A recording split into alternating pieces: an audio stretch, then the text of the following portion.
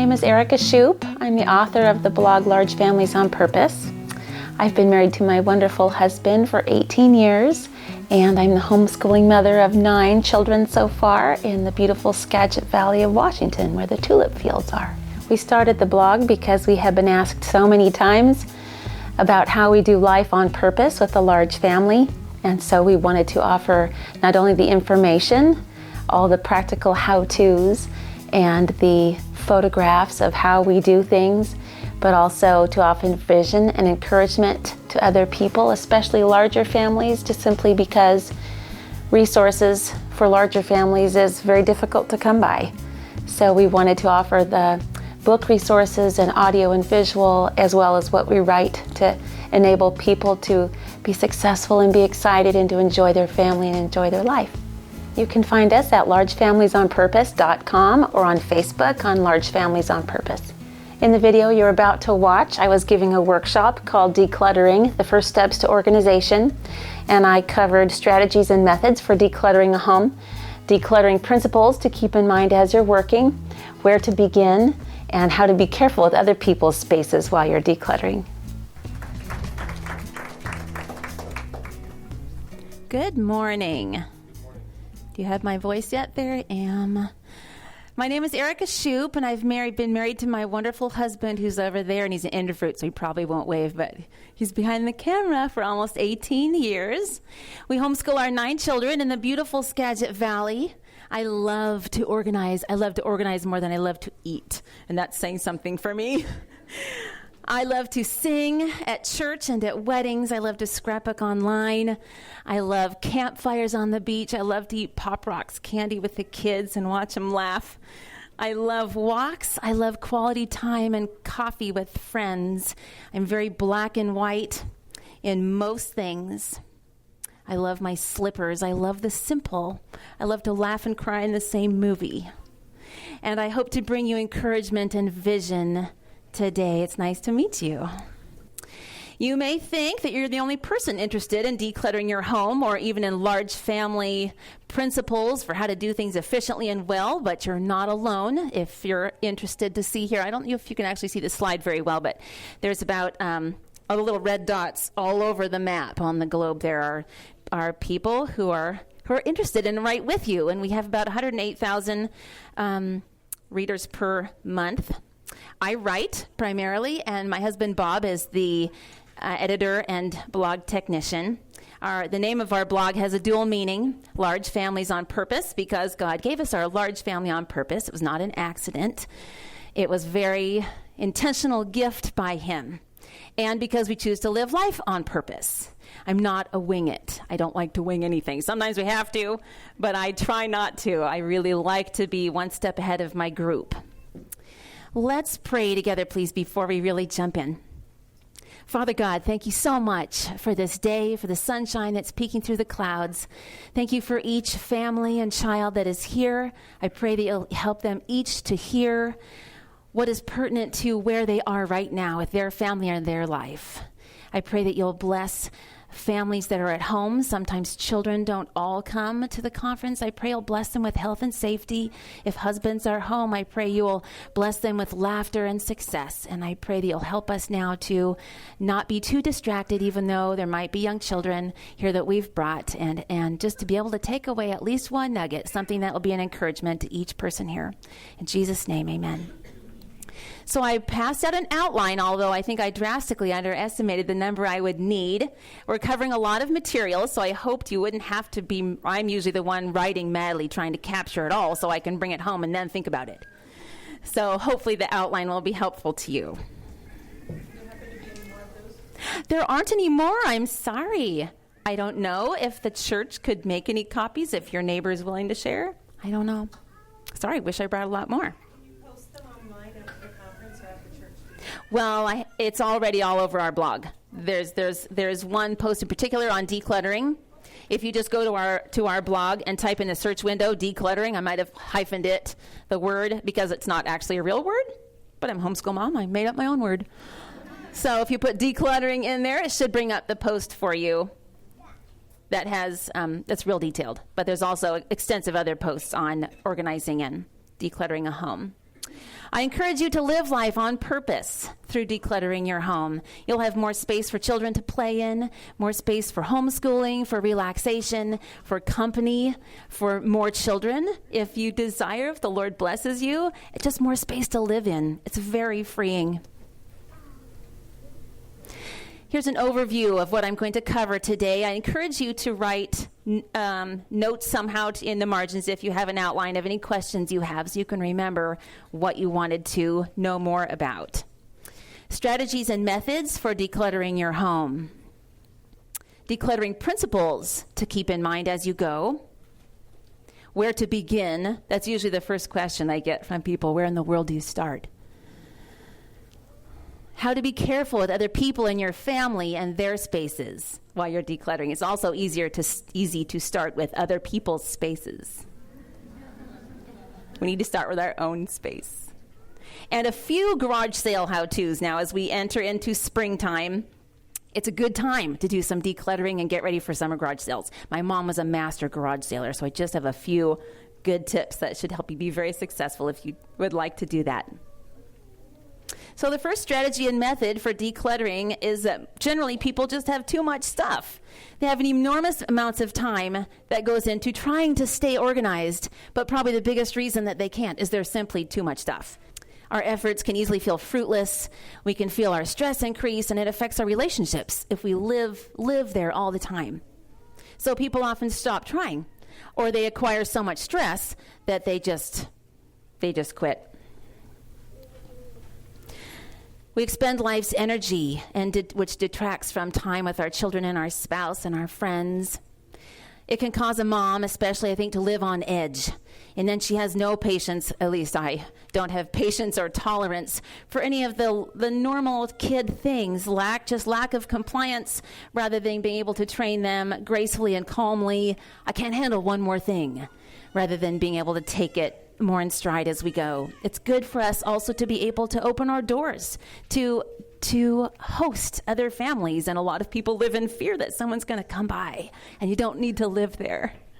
You can live freedom without fear of someone coming into your home. One of our primary analogies is what I'd call the storage unit concept. We had our house on the market several years ago now that transformed our ability to declutter our home effectively. We had always striven to stay cleaned out generally. We've always had small houses. We're currently living, by the way, in 1,100 square feet with our family of 11, and we fit beautifully. I mean, it's nice to have space, but the Lord has been so faithful to show us as we've gone along how to fit easily in the home that He's provided. We never did move when we had our house on the market. When we started to need our home to look more spacious, we started putting away everything that I wouldn't need in the next 6 months. So anything extra that I wasn't going to use right away, we put it all in the storage. But it was temporary in my mind. The packing up and boxing of things was temporary, so I felt all the more free to be cleaning out. I boxed up extra bed and bath linens. I kept towels that were hung up in the bathrooms, and that was it. 2 sets of sheets, warm and cool.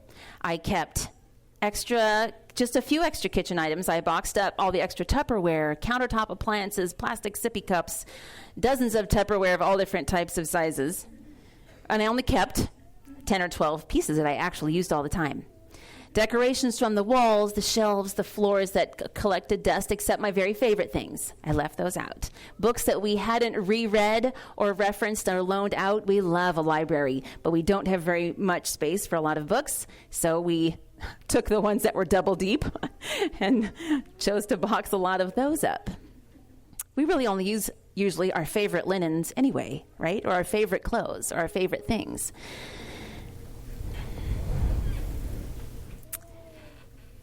Extra picture frames I wasn't using, I boxed up. Extra office supplies, craft supplies, clothes, shoes, coats. We went through everything. Out of season clothes, put those away. Everything that was stored behind doors or underneath furniture, unless it was organized that way. I keep all my wrapping supplies in a box under our bed. That would stay. But things that were hidden, all needed to go. Even toys that were not played with often. We kept all the favorite kids' toys. We have a fair amount of toys that were nice wood ones, wood puzzles and wood things for toys. The kids simply didn't play with them. I kept them forever because my grandfather made a lot of them. They didn't play with them. So I put all of those away. And I actually took the bed skirts off the bed too. That's a little side tip. Bed skirts. When I see bed skirts, I know there's a lot of stuff hidden under there. Because I used to do it under all the beds, and so did my mom. But if you look at magazines, there's not bed skirts. You can walk into a room and you just see space, even if it's not conscious, really.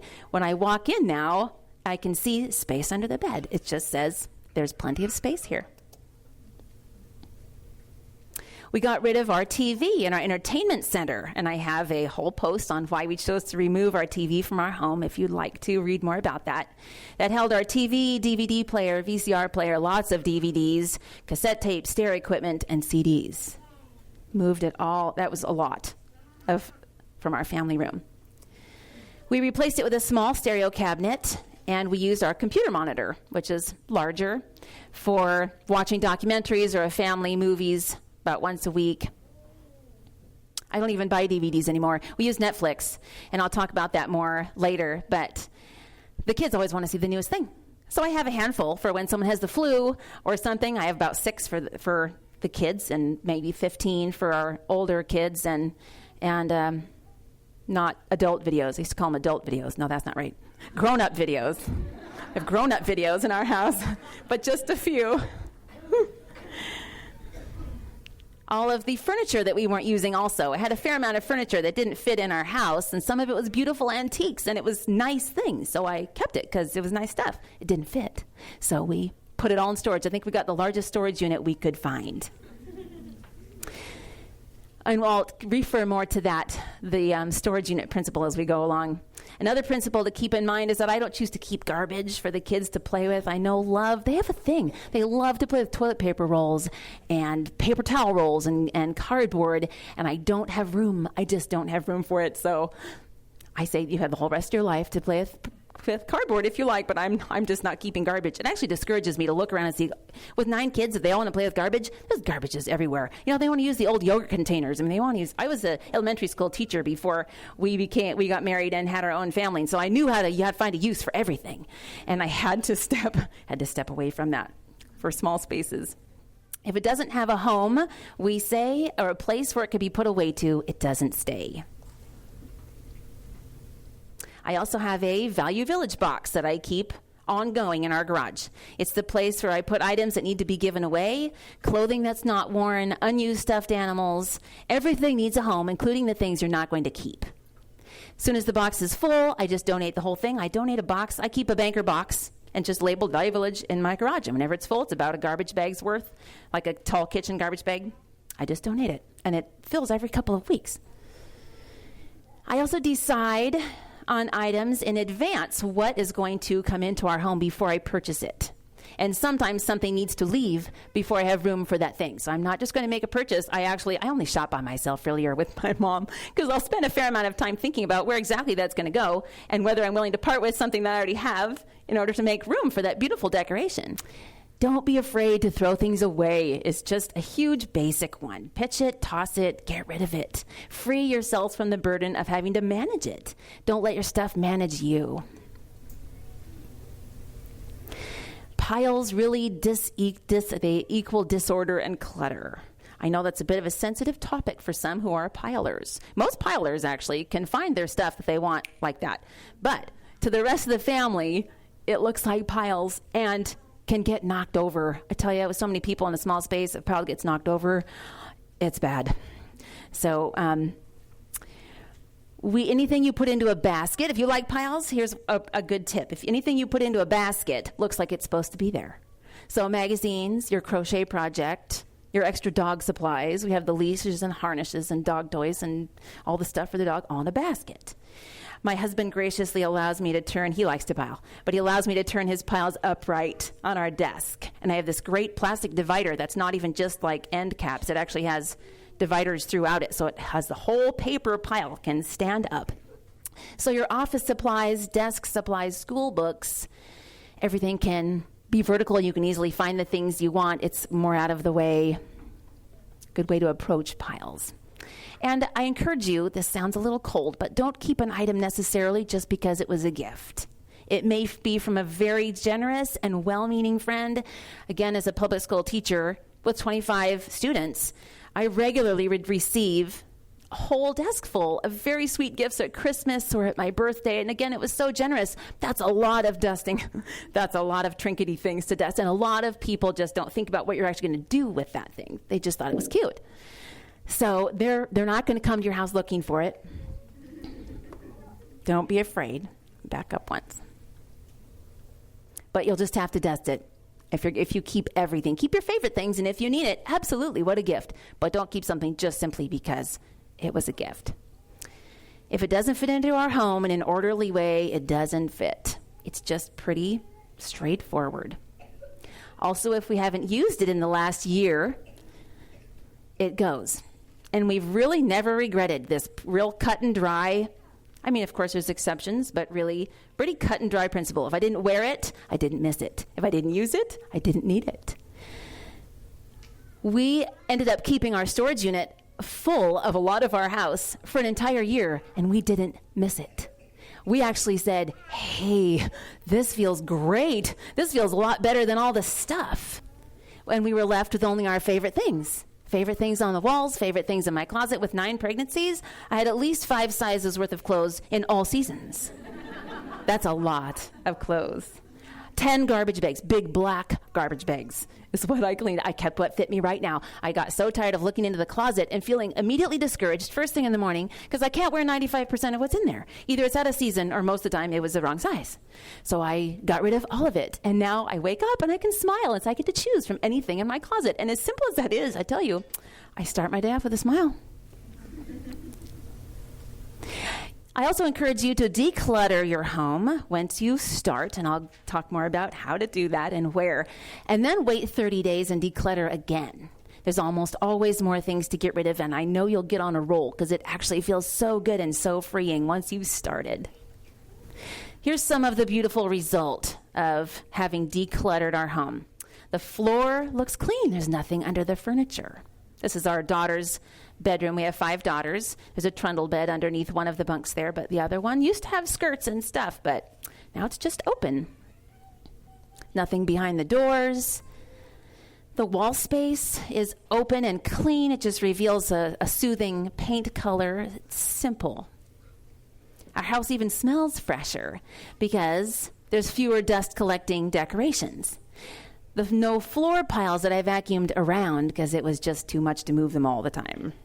And there's no dust mites.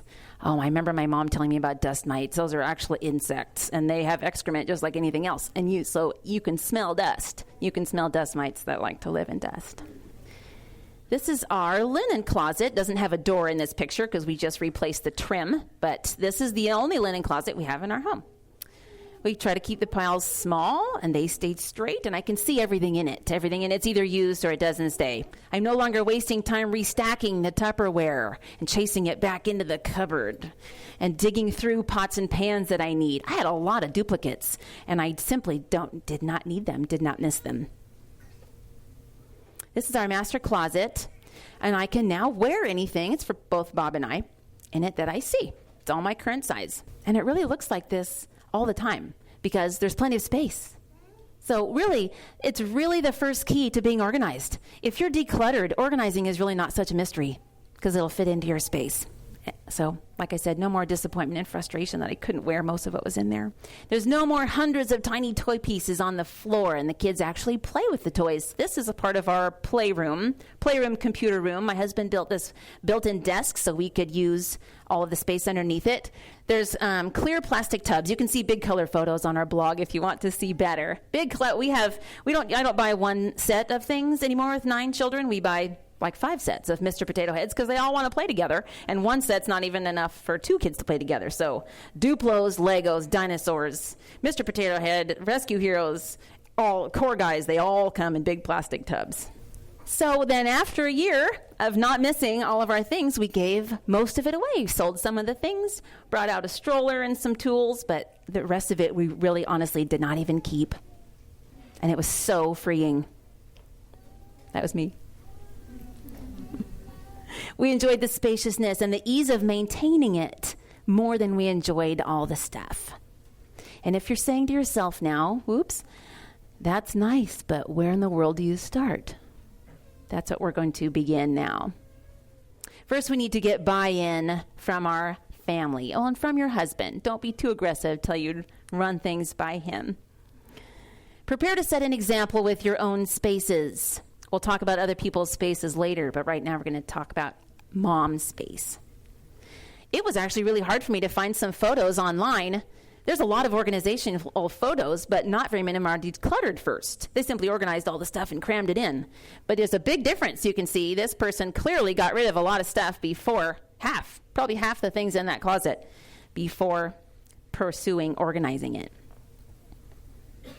We start with one small space that's yours. Maybe the master closet, if that's not too overwhelming. Maybe just a linen closet, or a junk drawer, or your desk. But your own space. If you start with the garage, which may be tempting, it might be the most massive space in your house. And if you complete it, you may totally burn out and not want to do anything more.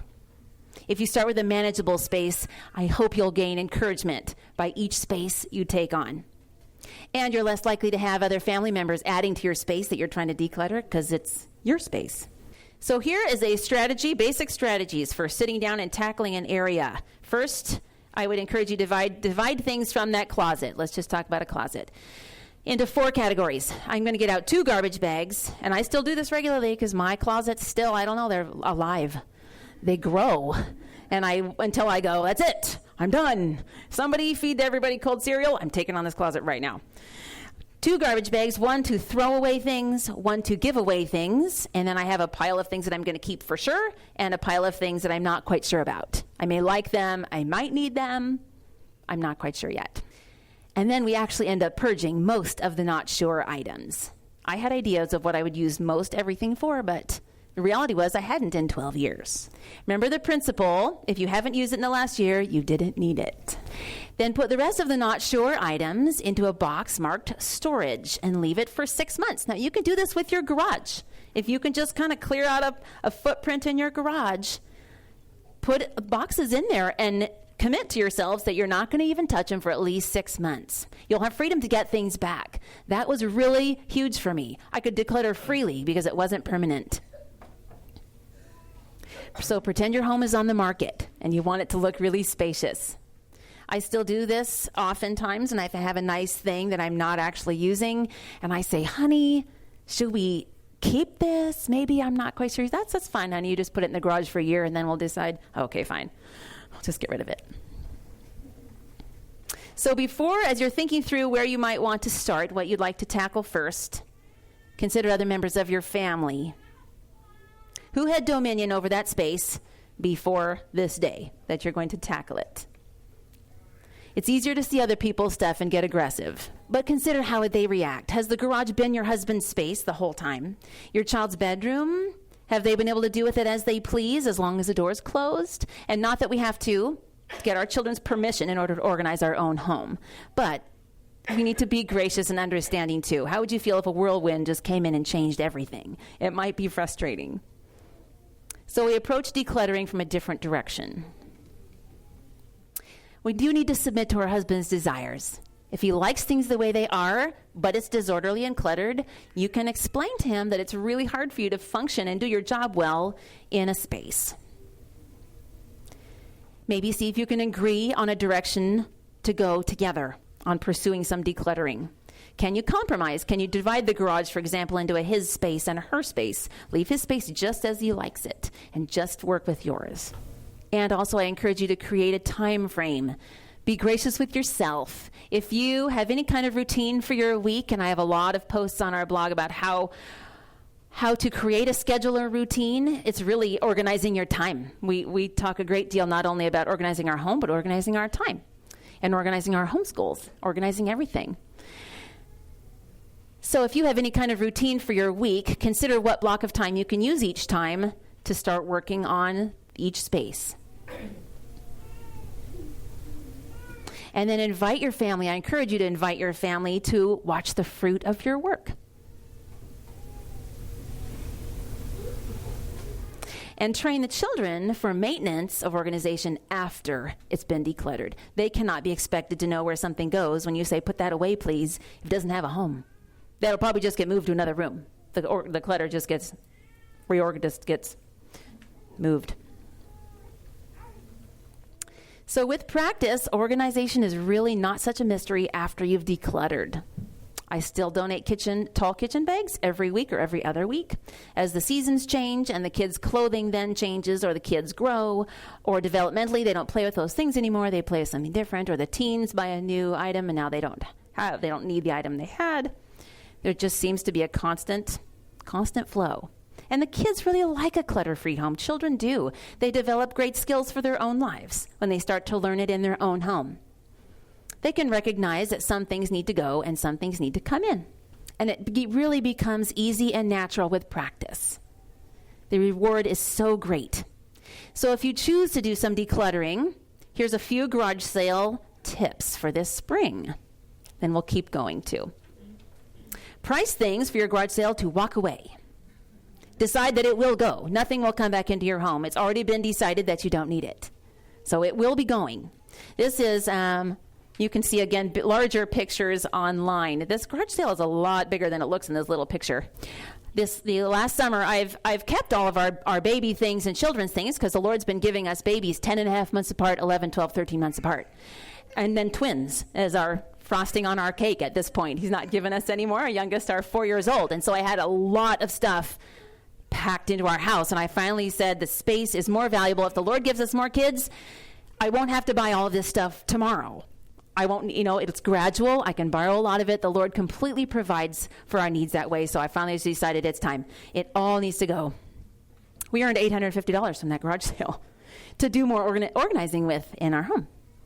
I used poster-size neon signs from the dollar store, big neon signs with balloons at certain locations around the house. And then I cut a few of those posters into 8 by 10 signs. They're those pink squares that marks the sizes of the children's clothing on the areas of the tables. I priced them also in bulk. I said shoes were $2, clothes were $1. I did not go through and hand mark all of the items.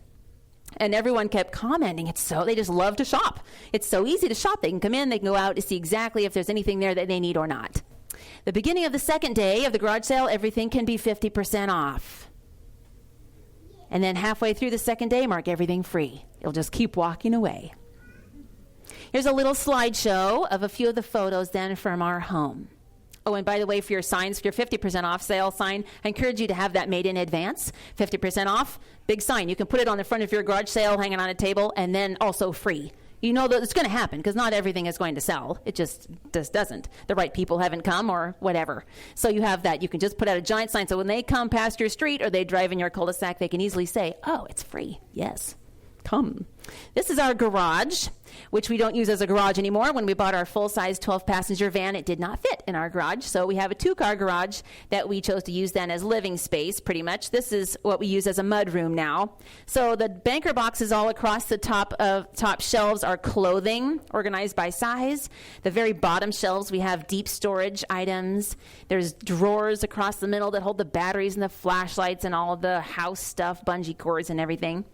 That's an extra freezer and refrigerator that are in the garage, and Costco items are right beside those. We did put down a piece of carpet. We didn't put down pad. It's just carpet. We don't even worry too much about keeping it clean, but it captures all of the sand. It captures snow. It captures rain.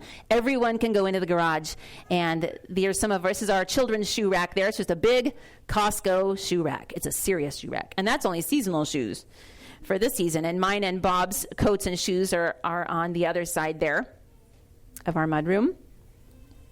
This is still our playroom, computer room, and schools. This is the other side of it.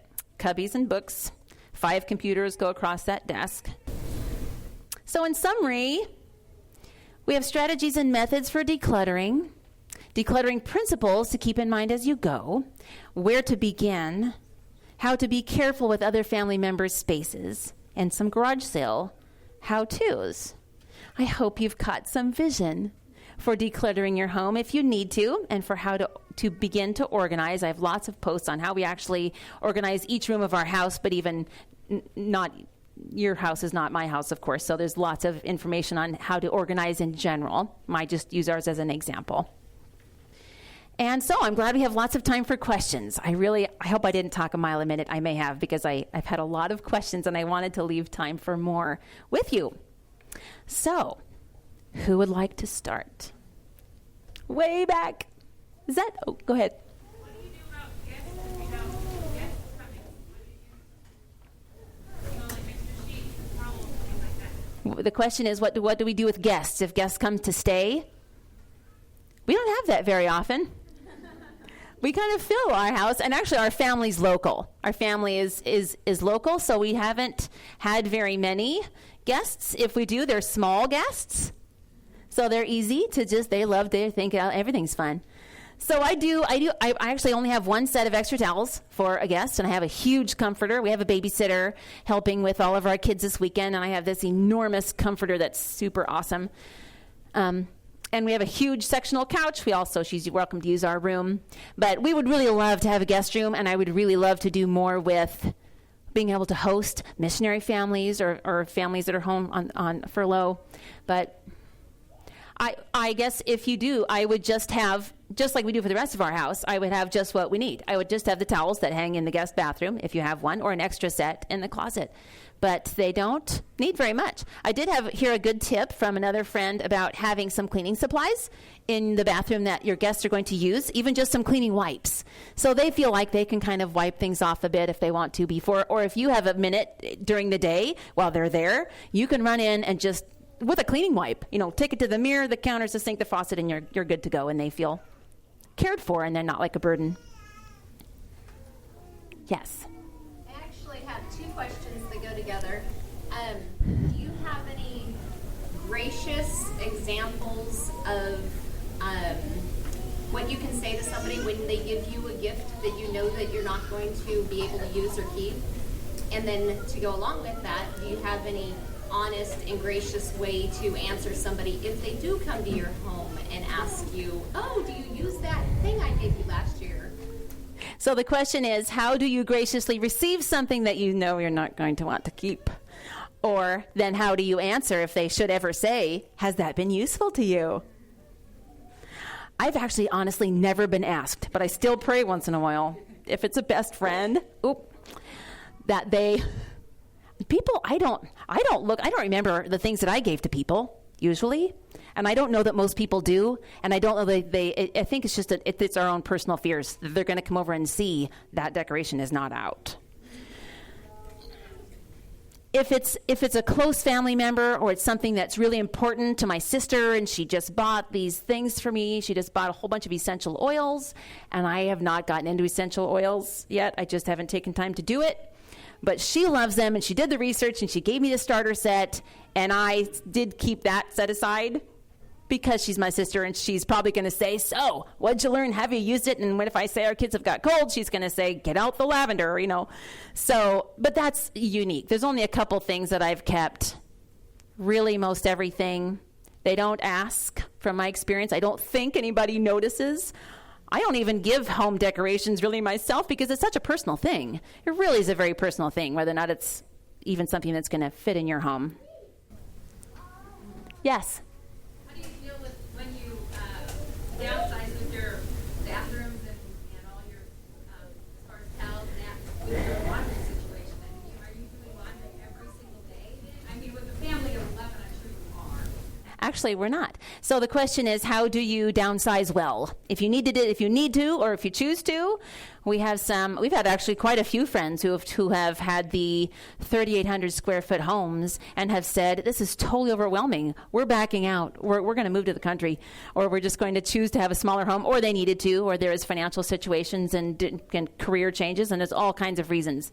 I just always I keep my favorite things. We'll set up a room, put the towels where they're going to be, make your bed, see what's going to fit in your closet, and that's it.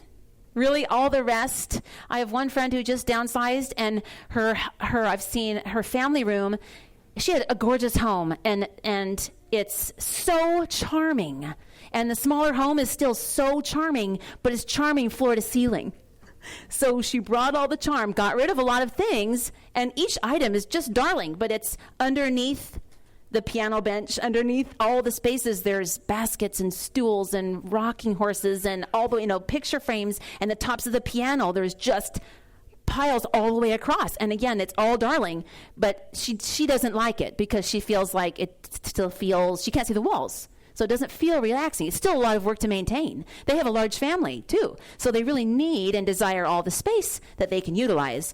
So I would encourage you to get aggressive with, having your house on the market, or if you've already moved, and set it aside, but do it temporarily. Then there's not so much fear. You can go get it back if you want to. The things that are real important. Really, I pursue having my favorite things. I really only wore my favorite clothes. So now my favorite clothes are hanging. My favorite things are on the walls. My favorite towels are out. My favorite sheets. And if it's not my favorite, I know I'm not going to use it or wear it. And if it's the kids, we get lots of really wonderful hand-me-downs. And I love hand-me-downs for kids, especially our boys. They don't hand down anything to each other. Our girls, I still have things that our girls wear. Our boys don't hand down a single thing. They go right through it. So I value hand-me-downs, but sometimes I already have a church coat for that little son. I don't need to keep another one, or I already have shoes for him. I don't need lots more. I think a lot of it comes down to not making decisions based on fear. Not letting fear control your decision-making. Fear that you'll be out of something and you won't have it if you need it. The Lord will provide for you. He loves to provide for you and meet your needs. And we've seen that. I'm too close to something, speaker. Framed family pictures. We have some. What do we do with framed family pictures is the question. I do larger pictures and fewer. To see everyone in our family, we have a 14 by 16 or at least 8 by 10s. I don't even do actually small ones because then you can't see everybody's faces. So I did on our picture wall, I don't know if you remember that slide, I had one 8 by 10 of each of the kids going down, and that made, we have 9 children, but there were 10 pictures on that wall. But then I have one large one. Our whole family gets together for a family reunion every summer, and we take a big family photo. So I have a 10 by 13 of the whole family. I have a wedding photo of each of my siblings and their kids, but that's all I can remember them. I can share those with other people who would like to see my family, especially people who know other people in my family, but I don't even have shelf space or anything to put lots of picture frames of lots of different people. I just have to choose. What are my favorites? How do I represent? I want to put in the bathroom. I just did this fairly recently. I had too many small ones. I wanted to show the beach in our bathroom. So I had one big picture of the whole, like the scene of the beach with my dad's boat in the background the kids love. And then an 8 by 10 of all the kids together. And then I think another picture that represented the whole event, maybe just a couple close-ups of kids. So I got the whole idea, but there's only 3 picture frames. And group things in odd numbers. For whatever reason, that is a home decorating tip. That is not something I made up. That odd numbers of things is pleasant to an eye. So 3 things, 5 things. Yes? I noticed that this picture is a good example. You don't have any singular approach to your storage methods, the shelves you use, bins, boxes. Do you have any kind of a philosophy or approach, with foresight? Do you say, well, we don't use these kinds of things because they invite clutter eventually, sort of in the way of having flat spaces in a place. You have like a shop space, something's gonna end up there. Is there any approach to storage that you that's on? We don't stay away from that because it's going to be bad. So the question I think is, what's a principle for? Is there something that I avoid in our shelving, in our creating our layout because it's going to cause a problem, or it's to because it's beneficial? Or pardon me? Gravitate to. Oh yes. Yes. One more thing real quick about the pictures, family pictures. I did start scrapbooking online. I've loved to do scrapbooking, but years ago I was not able to even continue doing it because it took all my time to just get out all my creative memories stuff and then put it away, and that was my time. So my sister finally gave me a little tutorial on how to do online scrapbooking, and that's on our blog too, if you just put in scrapbooking to the search window. And we have pretty extensive albums now, and the kids love to pick those up and flip through them. They are full. They're all 12 by 12 albums because I can get the most pictures per page, so it actually ends up being the most cost effective. And they pick those up often, and they pour through memories that way, so it's not on our walls. So storage, yes. I think my husband's shop would be kind of what my husband currently has 25% of our garage is shop. There's this whole mudroom area. Then the other 25% is what we call our Duggar's closet, because we got the idea from the Duggars. We put all the kids, we finished it all out, did drywall, put down carpet, did lighting, and all the kids' clothing is in that one room. And so then the other 25% is my husband's shop. And that has a large workbench, has toolboxes, has more open shelves. And the workbench is the place where, and my husband likes to be able to just set something down. He likes to work with piles. But just a weekend or two ago, we had we couldn't even walk through it. It just was not usable. And now that we're outside a lot more, we needed to be able to use it. And my husband was saying, I just set something down, and then all 9 other people go, oh, look, apparently that's where we set things. No. And so he doesn't really have the freedom with a larger family of just setting something down when he wants. It has to go where it belongs. Otherwise, everybody catches the vision that that's where you pile stuff. We don't actually have to walk it where it's going to go. Is that what you meant? Pretty much. Just, yeah, it's kind of a training thing. What kind of space you avoid? Sometimes we have to develop, at least in a larger family, and larger family really can mean larger than what's common around you. We often have people say, do we count as a large family? Can we come? Our information is not just for large families. Large families just often have to think outside the box with how to live and how to do homeschooling and how to do time organization. And most of the books we pick up for parenting are geared for 2-child families. And a lot of the things I would read didn't apply at all to how I needed to do things. So we chose to have a blog that's a resource. It's not a scrapbook. I do scrapbooking, but I don't choose to do our blogs on a scrapbook. It's a resource. It's all practical how-tos and tons of books and audio and visual and resources for thinking outside the box for how to do that. And one of the strategies we've had to adopt, I think we're learning more we had to adopt, is not that we can't set things down because 9 other people all set stuff there. And that applies to the bedroom floor, applies to anywhere. I don't let them throw their socks. If one person throws their socks, I've got socks everywhere. I've got 18 socks now on the floor because one person threw their socks. No, pick it up. When they come into the garage, I say, put your shoes on the shoe rack in a pair. You put them in a pair, and I teach them to put them in a pair. They can't throw them. We don't have time to go through 18 shoes and hope to find the right one before we're trying to get out the door. So it is a training, also, at least for children, not necessarily for a spouse, if you have a spouse who needs some training. But yeah, let's see, which hand was up first? Let's do back there. Yes. So the people that love information and collecting articles, papers, things like that, what's your key? The question is, if you love information and you love to collect articles, probably books, things that are informative, we keep... Mostly paper articles. I would scan them into the computer, and I would probably, if you want to be able to see those and reference them, I would make a digital scrapbook. I often will take, because included in our scrapbooks, if I want to scrapbook the brochure from something or the hospital bracelets that came from babies, I'll put that all out, and the little footprints that are the sticker, you can't put those in a digital scrapbook, so I lay it all out, organize it, and take a picture. So it's all in there, and we can review it. And I do that actually with a lot of the children's artwork and things like that. When they create things, I capture it on film and put it in books because I just don't have places to put it all over. So I would probably start a theme book on whatever it was that was the specific. If it's recipes, if it's fishing, I would take picture of those articles or scan them and just print them out in a nice bound scrapbook. Yes. You said that you were a teacher before. Yes. What did you do with all your teaching stuff?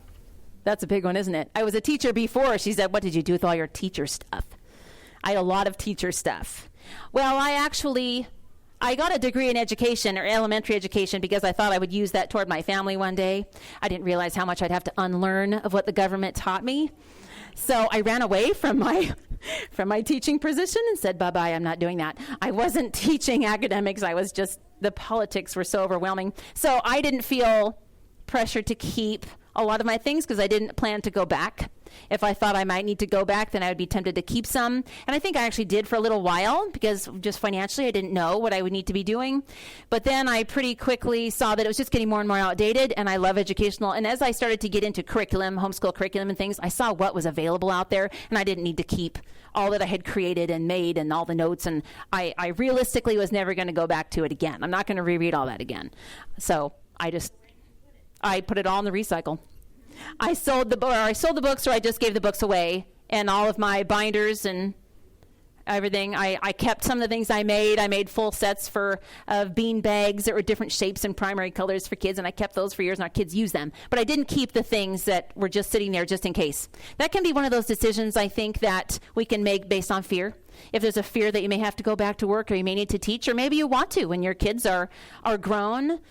The education system is going to be so different by the time that comes, or even in a year or two. It's not likely you'll fall back on those things. If you really think you will, then absolutely keep them.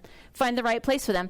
But I just wouldn't. My problem is finding the right spot. Well, and so maybe there's not. Usually there just isn't a space. And so rather than saying, what if, I have to find it, or what are you going to get rid of in order to keep that? We just have to prioritize. What's the most important thing? I have all this stuff here in the garage that I don't really need to access all the time. I can't keep it all. Or at least I'm not willing to keep it anymore. I'm not willing to keep it all anymore. So I'm going to choose. Do I want this or this? And I just need to be aggressive and just let it go. Yes? For your closet, do you hang most things, or do you have a dresser? We... Your kids' clothes, do you limit the number of, I know some families do, 5 shirts, 5 pants. Oops. Curious if you have Oh. something like that. For mine or for children? Or both? For clothes, do we hang most of the things? Do we do dressers? Do we fold them? For our master closet, I hang most everything because that's how it fits. We put in closet organizers in really all of the closets. We need every inch of space in every closet.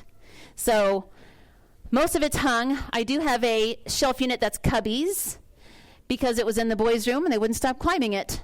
And so it went to our closet. And now I use that for purses and bags and out-of-season sweaters that I'm not using, or I'm not hanging anyway. I keep all of my sweaters in the cubbies because they get all stretched out funny. So some things that can't hang, then I'll store them all in there. But most everything else is hung. We do actually have dressers in our room, too, but not extensively. And the children don't have dressers.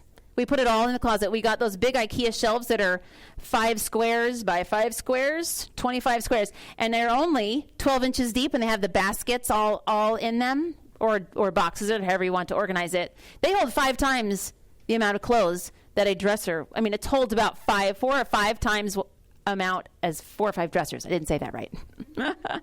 So, and those just line one whole wall, and then this whole wall. All the boys' cubbies, all the girls' cubbies. And then we bought a commercial hanging rack that has 2 parallel bars that's on wheels. So all of their dresses and skirts hang on those on one side, and all of the coats that are seasonal hang on the other side. So most of it, all the older girls have more baskets because their items are larger. But the younger children they have one for their T-shirts, one for their long sleeved, one for their shorts, one for their pants, one for their shorts, one for their socks and underwear, and one for pajamas. And they just put them in the baskets. I still fold them because we don't want to dig, and you don't want it to smell or look like dirty laundry all the time. So we still fold them. They're folded stacks in the baskets. And you can see all of this. If you'd like to see our home, there's a visual tour, a photo tour on our blog. If you just go to the topics list on our blog, then one of the topics is our home. And you can take a whole tour. And I have a whole post on how we did our closet, how and why and exactly. I've had a lot of people say, how many pairs of pants do they have and how many shirts do they need? And we do laundry every other day. I have posts on how we do laundry, why keeping kids clean, why it's important, who cares? How do we do it? I've conquered probably every stain you've ever had. Our kids are real normal. And then how many do you need? That's manageable. That makes the laundry manageable. And we do it every other day right now because that gives 1 laundry basket for each of our oldest teenage daughters to fold on laundry day. If it becomes 2 or more baskets in a day, it kind of becomes too much of a time burden. So I just do it more frequently. So they only have their 1 basket, they fold it and put it away, and all the kids' clothes are in that one room. So it's pretty efficient to get kids' clothes out in the morning for all the ones that I choose clothes for and to put it all away. Yes. I have kids that like to collect knickknacks. We do a lot of crafts and hot glue gunning and paper toilet rolls, all of those. And our 5x5 IKEA shelf has now consumed by knickknacks. And you were talking about, going in, and I have my oldest is very sensitive about what you save and has a lot of memories to he makes. But it's very, I go in and I'm just overwhelmed by knickknacks. Yes. We're talking like little things and dust collectors. Yes. What do you do with knickknacks is the question. And ones that are very sentimental, it's a very important knickknack, but there's a million of them. If you have space for arts and crafts, that's wonderful to display them. If they just get overwhelming, I start taking pictures of them, and I started saying, this may sound silly, but it makes me feel better. I say we're going to put it away. I don't say throw it away. Okay, it's time to put it away. The older kids go, yeah, whatever that means, she's going to throw it away. But the younger ones feel a little better. I didn't say we're going to throw away your thing, but I take pictures of it, and it's in. They go through the scrapbooks regularly, and they have those memories. But for knickknacks and things, I've given a clear plastic craft tub to each of the kids who have those things there. All their special things goes in their tub. We have at least one son, and now our oldest son, the other brothers like to follow, who love paper. They love paper. Brochures, business cards, receipts, loves paper. And I'll go help him clean out sometimes this box, and I'll say, how about, oh no, that's the thing Karen gave me 4 years ago when we went on the walk with Grandpa, and I'm like, oh, okay. He remembers every little piece of paper, so I tell him, you can keep anything that fits in this box. Doesn't fit in the box, you need to clean out your box so you have room for more stuff. And we have, then in the boys' closet, we have all these four plastic boxes, and they keep all the rubber balls and the jelly bracelets and the paper and the stuff from the dentist or that McDonald's toy that was really special and I didn't get my hands on. Those can be 9 kids that all come home with a McDonald's toy that are not educational. They play with them for one day. Now they pretty much know it's McDonald's toys. They get to play with it for one day and then it's gone. Or they break. So anyway, they each have, the older girls too, they'll have a drawer or they have a box, and all their personal things go in there. But we don't have room to keep everything. Yes? Do you have something on your blog about containers and what sizes work and maybe what brands? Because I've gotten brands that have broken. Well, yes. No, I don't necessarily talk about brands. I do talk about which types of containers, but the bottom line is probably clear plastic. If they can't see it, they won't use it. So clear plastic, everything. If I can't see it, I don't use it. I don't know it's there. I don't even know what's in those boxes. So I label them, and I do clear plastic, and they do break. They do break, and I just figure that's just part of the wear of having a lot of kids. I try not to have them jump on the lids, but when they do, they break, and I just replace them, and it's only $3 or $4, and it's so worth it to me to live with full, even just with schooling, when we're doing activities for younger ones, and I just need to say, please go pull out 4 activities and bring them to the 4 youngest. They can get one box, and it's the whole activity with all of its pieces. So it's just, I use clear plastic tape. I do talk about these little strategies. I clear plastic tape everything. Clear plastic packing tape, because it's super strong. And then when the lids can crack and split, and as long as the whole chunk didn't come off, I can kind of clear packing tape it back together and make it survive for a little longer until it's totally smashed, and then I just buy another one. It's just part of my grocery list, new clear plastic tubs. We have about 5 more minutes, I think, or 6 minutes. Yes, in the very back. You may have answered this already, but what do you do on the 5x5 shelves? What do you put clothes in? I use baskets. I like the look of baskets. I also have boxes that have a label on the front, so I can say, especially for if my husband needs to go get clothes for some kids or something that says church clothes, that says underwear, that says you don't have to go, look through all of them.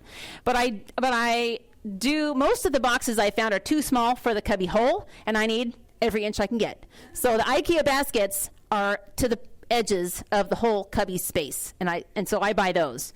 But also, I did find boxes once that were a canvas-looking wire-framed box that used up the whole space, but I've never found them since. And all the other ones seem to be even just a couple inches difference all the way around. And if it's like this, if it's tapered, I can fit one little pile inside there. If it's a square, I can fit 2 big piles.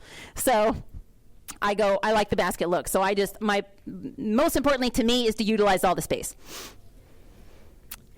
Yes?